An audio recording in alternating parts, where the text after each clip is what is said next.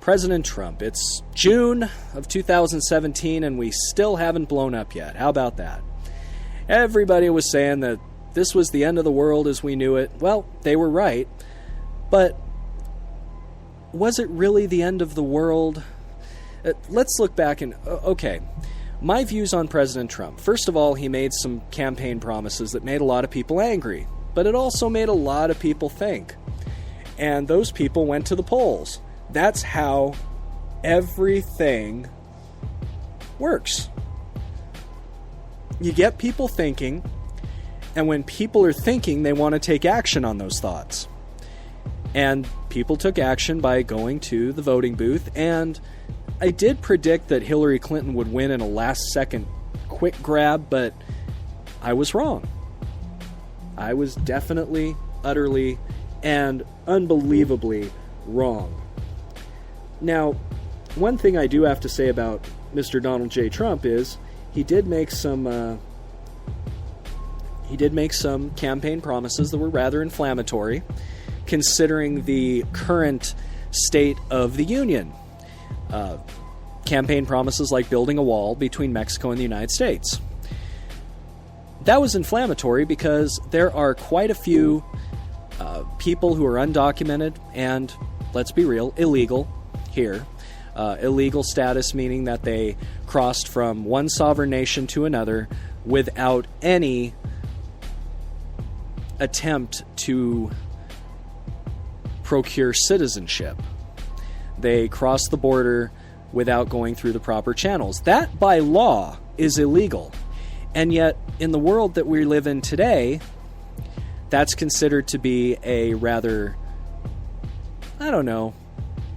upsetting thought to a lot of people because nobody's illegal.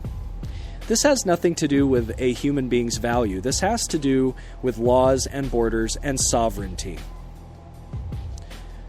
So, basically, all that Trump was saying was, we have an influx of drugs and immigrants who are breaking the law. We need to stop them somehow. That is going with the spirit of the law. And yet his rhetoric and his statements are considered to be hateful and inflammatory, which therefore, using logic, means that laws of borders and sovereign nations to these said people are hateful and inflammatory, which means we should all be one big mass of people.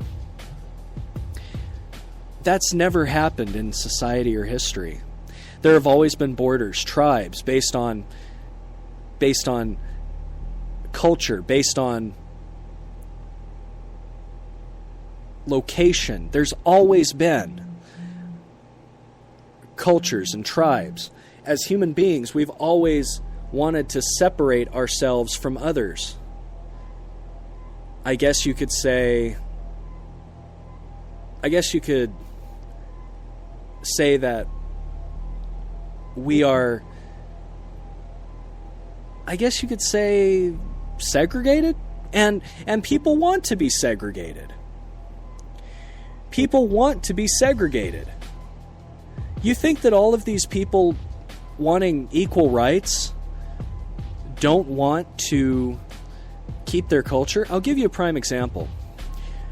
Driving around Los Angeles, you will see people extolling their Mexican heritage and putting it out there and being so proud. And some of these same people, I'm sure, do not like Donald Trump. In fact, there are plenty of them that do not like Donald Trump. But logically, think of this. Why do you go to a country and say, I am proud to come from that country where I was mistreated, abused, bothered, where the government was corrupt and my family could not get enough to eat? And yet I am proud to be from that country that was taking food away from my children, that was not allowing me to make a living wage, where I had a terrible life. I'm proud of my culture that has now turned into a rotten country with a terrible economy.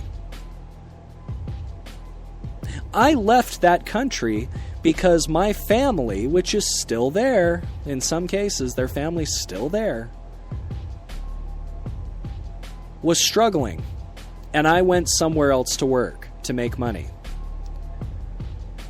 What does that exactly mean? That means, in my opinion, the person leaving is an independent contractor going to another country to support their family. But here's the rub, ladies and gentlemen. They don't want their family to leave their country. They want their family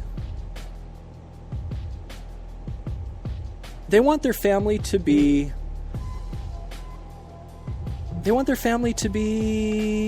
in that country. So they send money down to their family so that their family can live comfortably in their country, all the while supporting this terrible regime and this terrible government that has led them to seek employment elsewhere in the first place. I don't get it. And all President Trump is looking to do is to keep a criminal element out of the United States and to try, and he's never ever said anything inflammatory about the Mexican people. If you look through it, if you look through the past of Donald Trump's speeches, his comments, his tweets, has he ever said anything inflammatory about the Mexican people as a whole? Has he ever said anything inflammatory about gays as a whole? He never has. Yet all of these stereotypes and all of these labels are being placed on President Trump just because he's trying to simply follow laws and enforce laws that we already have in place. Does that make sense to anyone? It certainly doesn't make sense to me. The whole situation doesn't. So, Donald Trump gets elected president. People clutch their pearls and they wring their hands. People say they want to go to Canada. People say this isn't their nation. Basically sounding like children who got their toys taken away. Why? Because the election of Donald Trump is the election of an alpha. Let me explain. Donald Trump does not give a rat's ass what you think. Donald Trump does not care that you think that he is wrong or an idiot or whatever. Donald Trump's sole purpose as President of the United States is to make America great again. He wants to go back to a time when America was a superpower that gave in to nobody. And nationally, there's nothing wrong with that because everybody else is doing the same thing. Everybody else wants to have sovereignty and power. Yet as Americans, America's looked at as the word is on the tip of my tongue, as a charitable uncle who has lots of money and should just be a patron of other countries to help them out. Maybe that shouldn't happen, because someday that charitable uncle may give away all his money and he'll be broke. And then what use will he have? He'll have no use at all. And then he will realize that those people who were taking money from him, given with no thought of payment, given out of the goodness of their heart, those people only cared about his money. Those people only cared about his money. And that's where I'm afraid we are now. Donald Trump recently made a speech at the United Nations. Actually, not the United Nations. He made a speech in front of NATO, And all of the NATO nations are there. All of the leaders are there. And Donald Trump says, hey, we've been paying these bills for a while. How about it's time you pay them back? Or pay your part? Because we're paying more into NATO to defend the world than anyone. Sure, it's based on income. Sure, it's based on whether a company can afford a certain percentage, but it should be a fairly linear percentage across the line, right? Well, apparently it's not. Apparently we're paying the bills of other countries as well. And we can't pay our own. And there are countries like China. Now, that's another story. Around here, I don't know about you guys, but there's something called a postage lot mansion. And basically, these structures are built on streets that have either fairly reasonable property, or they're not these expensive parcels of land. They're fairly reasonable for the area that they are in. And people from other nations, mainly China, and the only reason that I can speak on this without sounding like a racist is because I have word from members of police departments, from statements from heads of these cities where this has happened, and there's even been legislation blocking it. People will come over from China, have a kid here, so their kid automatically has citizenship. They will go up to someone who has their house up for sale, offer them 1.5 times more than they're asking, demolish the house, and build a mansion. Now, what that does is that completely screws up the entire neighborhood, raises everybody's property tax, doesn't raise the values of the home none, and there's no way that anyone can get what they're asking for their house because of this big old huge mansion that has all of a sudden elevated the block. So nobody can sell their house on that block until another person comes with a suitcase of money and says, let me buy your house. There's another story. Now, Santa Anita Racetrack is located in Arcadia, California. Right near Santa Anita Racetrack is the Santa Anita Inn. The Santa Anita Inn was recently cited for allowing anchor babies from China to be born on their establishment. They're claiming not to have knowledge. The City Council of Arcadia has decided that they will pursue this investigation. All the while, nothing's going on. Basically, these people pay 20... And how do... By the way, how do you get so rich in a communist regime? How does one get so rich in a pseudo-communist regime that they can come over here with suitcases of money and purchase property?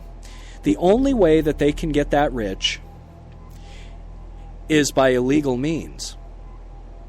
So that money is basically being laundered through our system. That money is being laundered through real estate. And why nobody ever says anything about this is because the right people are paid off. That's what it is.